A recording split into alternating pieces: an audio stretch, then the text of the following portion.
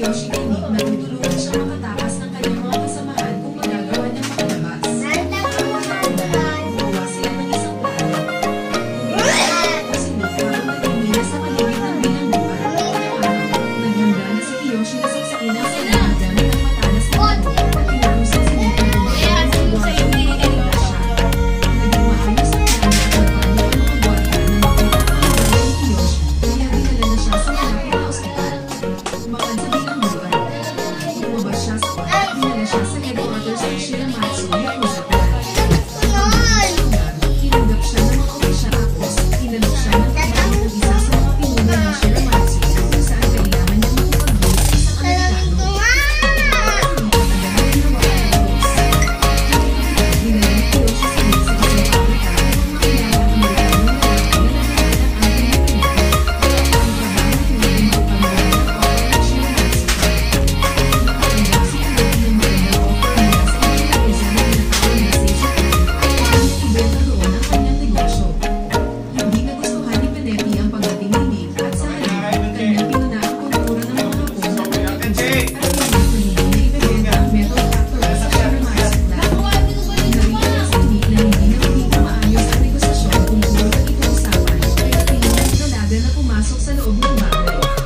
Pagkatapos nilang sabay ng kanila, nakita ni Nick ang Yakuza Clan sa loob ng bahay.